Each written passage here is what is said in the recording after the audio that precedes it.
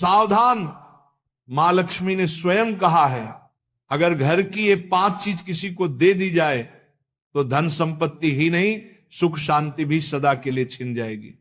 क्या आप जानते हैं, आपके घर की 5 साधारण चीजें ही आपकी किस्मत तय करती हैं। मां लक्ष्मी ने चेतावनी दी है, गलती से भी इन्हें दान कर दिया तो घर में आ जाएगी भयंकर गरीबी। बहुत समय पहले प्राचीन भारत के एक छोटे से नगर विशालपुर में एक साधु का आश्रम था। वहां दूर दूर से लोग आकर आध्यात्मिक शिक्षा प्राप्त करते थे। नगरवासी साधु को आचार्य देव कहते थे, क्योंकि वे केवल भिक्षा लेकर जीवन व्यतीत नहीं करते थे, बल्कि लोगों को सही जीवन जीने की राह भी दिखाते थे।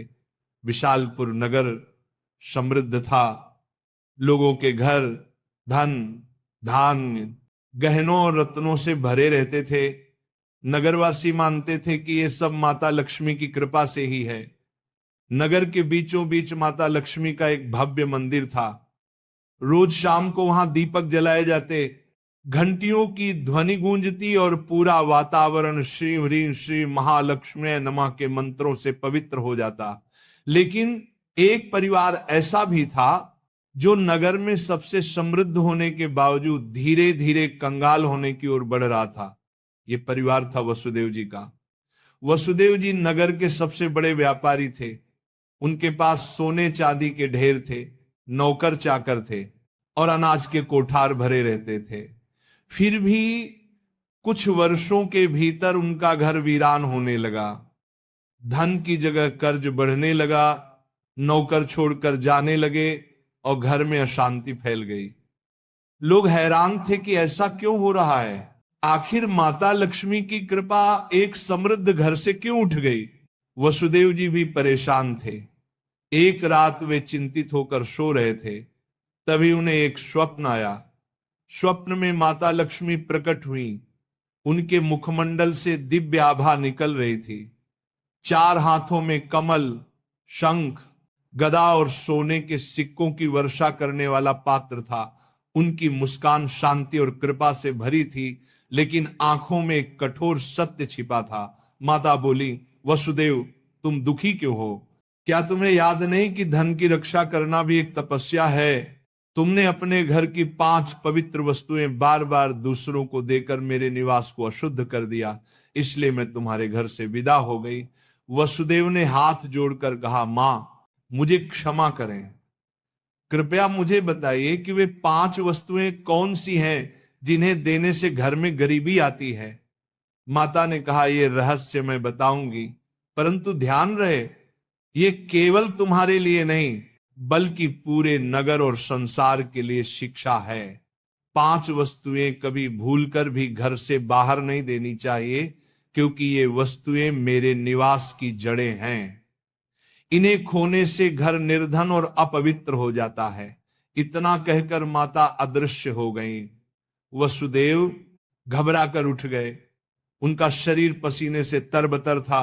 अगले दिन वे भागते हुए आचार्य देव के आश्रम पहुंचे और सारी घटना सुनाई। आचार्य देव ने शांत होकर कहा, वसुदेव ये कोई साधारण सपना नहीं है, ये स्वयं लक्ष्मी का आदेश है। अब तुम्हें धैर्य रखना होगा। माता लक्ष्मी ने जो 5 रहस्य बताए हैं, उन्हें समझने के लिए तुम्हें एक आध्यात्मिक यात्रा करनी होगी, तभी तुम्हें सच्चा उत्तर मिलेगा। और इस प्रकार यात्रा शुरू हुई।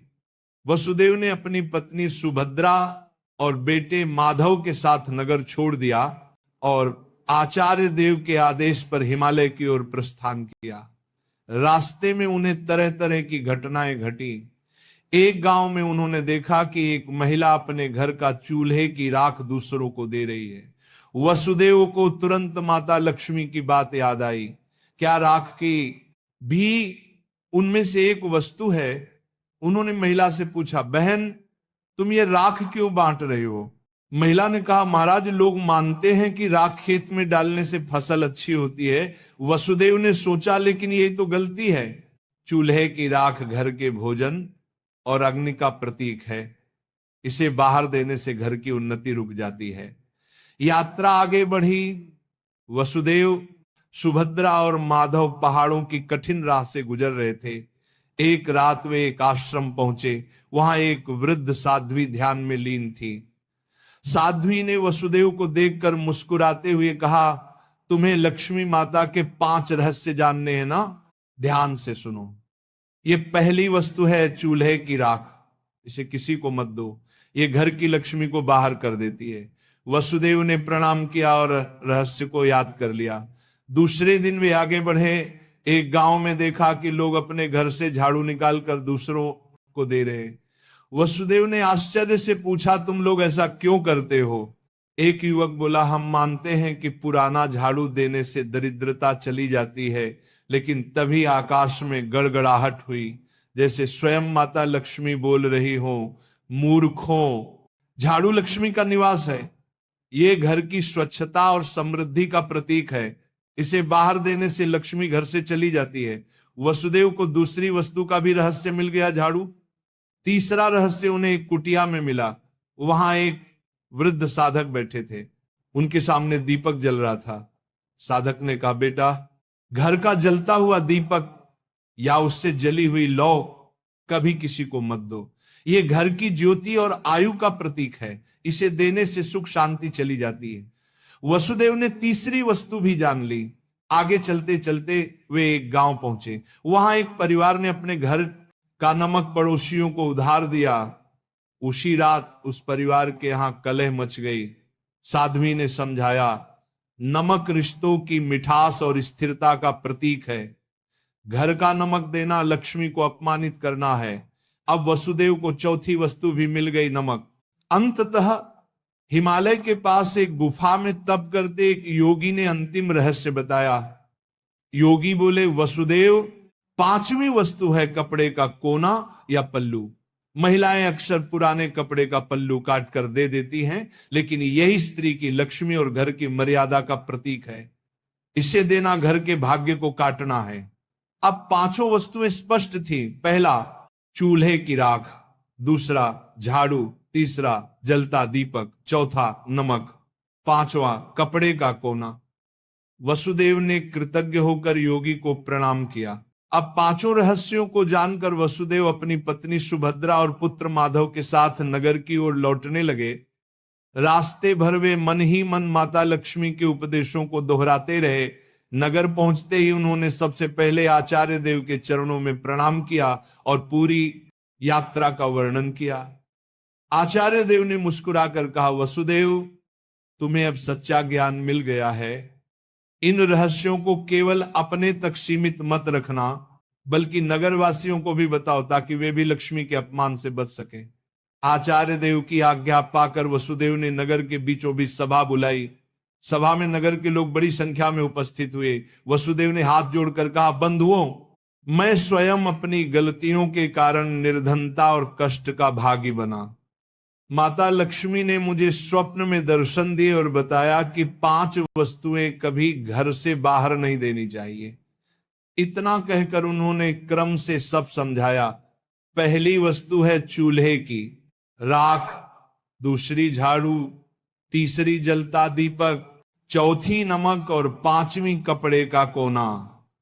लोगों ने आश्चर्य और श्रद्धा से यह बातें सुनी। तभी आकाश में एक दिव्य प्रकाश फैला और माता लक्ष्मी स्वयं प्रकट हुई। उनके प्रकट होते ही वातावरण में सुगंध फैल गई। मंदिरों की घंटियां अपने आप बज उठी और लोग भाव विभोर होकर उनके चरणों में झुक गए। माता बोली, वसुदेव ने जो कहा वह सत्य है। तुम सब जान लो कि ये 5 वस्तुएं मेरे निवास की जड़ हैं। जो इन्हें बाहर देता है वह अपने ही घर से मुझे विदा करता है। ये कहते ही माता ने वसुदेव के घर की ओर हाथ उठाया और देखते ही देखते उनके घर में फिर से समृद्धि लौट आई। कोठार भर गए, नौकर लौट आए और पूरे घर में शांति का वास हो गया। नगर के लोग ये चमत्कार देखकर स्तब्ध रह गए और माता लक्ष्मी के जयकारे करने लगे। नगर में अब यह शिक्षा फैल गई कि कोई भी व्यक्ति घर की 5 वस्तुएं बाहर न दे। लोग अपने घरों में सावधानी रखने लगे। पहले जो लोग अंधविश्वास में पड़कर झाड़ू, राख, नमक या दीपक दूसरों को दे देते थे, उन्होंने ये सब बंद कर दिया। नगर में धीरे धीरे हर घर में समृद्धि लौटने लगी। लोग समझ गए कि लक्ष्मी केवल सोने, चांदी या धन में ही नहीं, बल्कि घर की पवित्रता, भोजन, स्वच्छता और मर्यादा में भी रहती है। वसुदेव अब नगर में आदर्श बन गए। वे धनवान तो थे ही, पर अब उन्होंने अपने धन को धर्म और सेवा में लगाना शुरू किया। उन्होंने गरीबों के लिए अन्न क्षेत्र बनवाया, परंतु घर की 5 वस्तुएं देने से हमेशा इनकार करते। जो भी उनसे ये चीजें मांगता वह विनम्रता से कह देते, भाई ये माता लक्ष्मी की मर्यादा है, इन्हें देने से मेरे ही नहीं तुम्हारे घर की भी समृद्धि घट जाएगी। लोगों ने भी इस शिक्षा को हृदय से स्वीकार कर लिया। समय बीतने पर नगर विशालपुर दूर दूर तक प्रसिद्ध हुआ कि वहां न तो कोई निर्धन रहता है और न ही किसी के घर में कलह होती है। ये सब केवल माता लक्ष्मी की शिक्षा का परिणाम था। माता लक्ष्मी समय समय पर नगर में आकर वसुदेव को आशीर्वाद देती और नगरवासियों को याद दिलाती कि लक्ष्मी केवल धन की देवी नहीं, बल्कि संतुलन, संयम और मर्यादा की शक्ति है। अंततः वसुदेव के जीवन की सबसे बड़ी सीख यही बनी कि लक्ष्मी की कृपा केवल मेहनत से ही नहीं, बल्कि मर्यादा के पालन से भी प्राप्त होती है। माता लक्ष्मी केवल धन संपत्ति की देवी नहीं, बल्कि वे पवित्रता, मर्यादा और संतुलन की शक्ति है।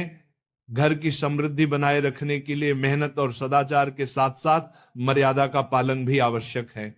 चूल्हे की राख, झाड़ू, जलता दीपक, नमक और कपड़े का कोना, ये 5 चीजें लक्ष्मी का निवास मानी जाती हैं। इन्हें घर से बाहर देने का अर्थ है लक्ष्मी को स्वयं विदा करना।